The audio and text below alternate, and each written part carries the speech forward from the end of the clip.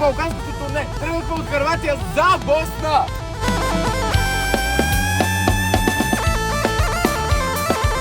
Писами 15 дена тука. Служи, извади.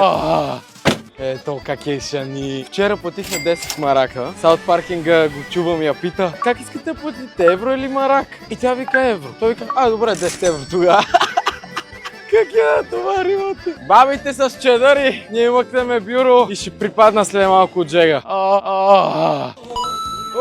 Видя ли как му излетя човека шапката? И орхета мозгон. То пък какво ме игнорира, брат? Чакай! Това е само 7-ми епизод от балканското турне, заради което напуснах работа и предложих брак и следвай, за да ни изпуснеш. Има толкова много хора, че право почваме хвърща малко нервозата. Българска, брат, е радио му Балкан Тур. Слагаме клавиатурката, мишка, ток. И аз съм видеомонтажер.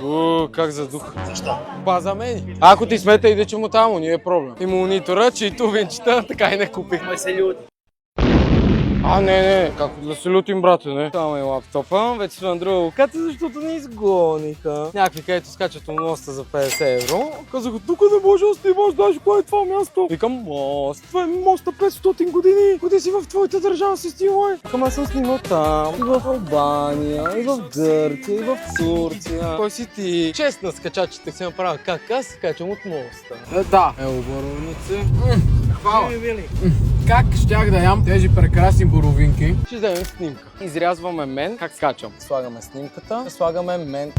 Ако нямах валута, нямаше да ям. Ама майка ми е родила умен човек. Анимираме с малко кейфрейма. Не забравяме и ефекта на цопкане. И съм се заредил с валута откъде? От Авекс. Чиста работа. Влизаш, взимаш, излизаш и си ядеш боровинки. И сме готови.